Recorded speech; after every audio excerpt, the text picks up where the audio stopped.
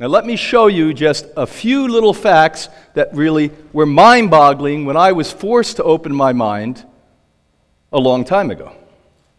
Number one fact, I was always told, as a young man especially, you want protein, you got to have beef. And boy, did I eat a lot of beef. I took beef in every form you can. And you ever notice the beef, which is a muscle of a steer, has different names? It's a sirloin beef. Different. Is that the buttocks? I guess it's the buttocks of the beef. Whatever it may be. But they have different names because they don't really want to say, this is the buttocks muscle of a steer. And I was told that that's a powerful source of protein. And being a man in the United States in my generation, back in the middle of the 20th century, you had to eat meat because if you didn't eat meat, you weren't manly. You had to be manly, you got to eat meat. Guess what? People who eat meat are not manly because what they do to meat, inject female hormones into meat, makes you less than manly and the opposite of manly. And you may be called a few other names after you eat that stuff. But look at the protein. There's significant advantages to eating broccoli, but I'll tell you why you don't know this. But look at the protein levels. In a sirloin steak, that was the epitome of what I was taught as a kid. When you're really successful, eat sirloin steak. So I never became successful as a young man, but boy, did I get sirloin steak every time I could. 100 calories of that nonsense, non-human food is 8.2 grams of protein. Broccoli, which you can buy for about 20 to 25% of the price, has 11 grams of protein. Now, why would that be true? Well, there's something called lobbyists in all the capitals around the world. We have Washington, D.C. here, you have London, England, you have Paris, France, where the seed of power in your nations are. And they all have these corporate puppets called lobbyists that go in and they put tons and tons of money into the hands of the politicians who need, unfortunately today, because of rules that are non-democratic, they need that money to get reelected again. But to get reelected, you have to become a puppet for the corporations. And the broccoli industry, they just don't have a whole lot of lobbyists. They probably have one guy from Iowa that has a straw in his hat that says, you eat more broccoli. But these boys, they come and dress like me with Learjets. You want to go to Hawaii? Our next meeting's in Hawaii. We're going to tell you why the cattle industry here in Florida or Texas, we're your friend. So there we go, knocking that out. Algae. Now, most of you sitting here, if you're not Asian, say, algae, who would eat algae? One point I thought algae was pond scum. Well, every single day, 6 days a week, I get up and take 5 types of algae as a supplement. Because the number one green plant that created life after photons were captured on green leafy plant was called blue-green algae.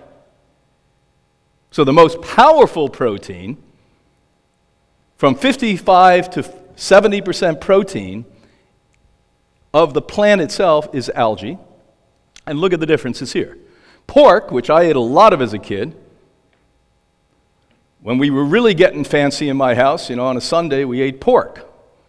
And they just thought it was cute because when they wouldn't eat the fat, they heard from one reasonably intelligent doctor at one point, don't eat a lot of fat. The other doctors didn't even know that. They would cut the fat off and little Brian would eat it. I just loved that fat. And the more crisp it was, barbecued, the more I liked it. And by the way, you can buy that today. You can go, when you stop to pump gas and you go to the convenience store, now you can get pork rind. You don't even have to wait till you eat the pork. You can get pork rind. And beside it being the fat that they take off the pork, then they fry it more for you. That's a really great food. Protein in pork, 11.2 gram. Chlorella algae, 52% protein, very common. In Asia, in a place like Japan, half the population takes that as a supplement every day. Basically, that's a lot more protein, 14.6.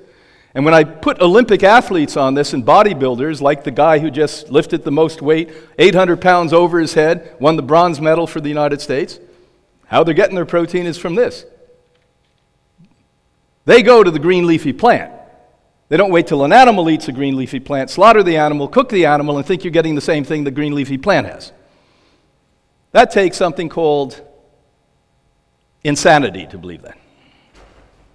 Then we get to chicken. You know, a lot of people I know say, well, I don't eat meat, I eat chicken. I don't know why you don't think chicken is meat. It's a horribly bad meat. And as a former colleague of mine who's now passed on, Dr. Virginia Livingston dedicated 6 decades, 60 years of her life to show you, out of all the meats we eat, as horribly bad as steak is, and hamburgers are, what's worse happens to be chicken and turkey. Most people listening today do not realize, and we're moving into the period here in the United States where we have holiday seasons. We have to have turkey. Turkeys have to be artificially inseminated now. We have so contorted turkeys. They used to be these little things 4 generations ago. Now they're these big, abstract creatures who can no longer make love naturally. We have to artificially inseminate them to pump them up so you can have them on holiday meals. So here you are, your chicken, which is always raised in factory farms.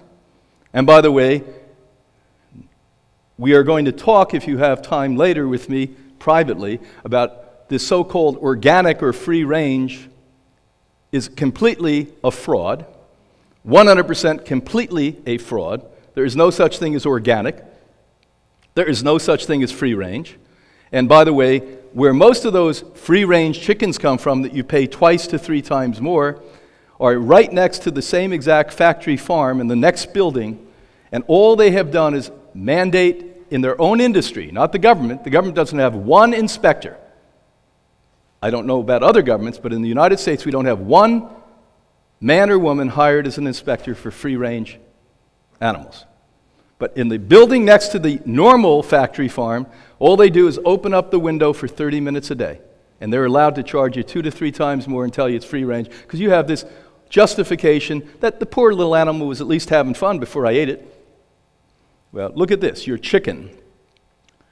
Again, look at the shocking differences in nutrition here.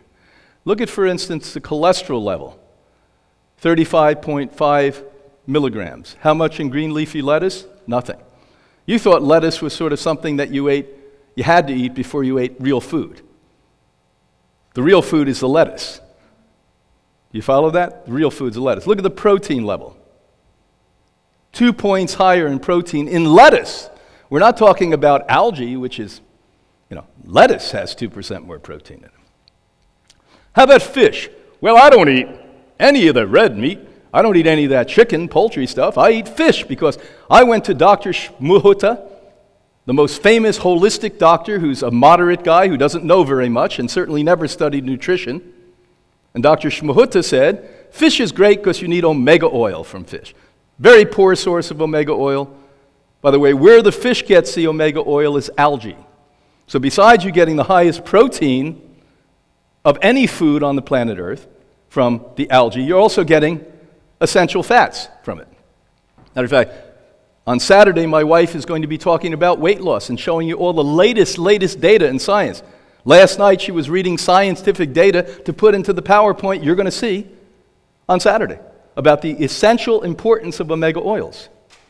But look at the protein levels here. Chia seed, an inexpensive seed, by the way, that if you soak it and let it germinate a little bit, becomes 3 to 5 times more digestible, increases all the nutrients, including protein, more than what this number is. They didn't study germinated chia seed. This is just normal chia seed. The protein level is 17 grams versus 20 grams. It's a problem, people. You have been lied to, you have been deceived, and you are now in a pattern of deception and addiction, and you think that just because mom and grandmom and everyone you know and everyone around you eats a particular way, that it's right. I'm telling you today, it is wrong. It was never meant to be. And until you change, you are on a collision course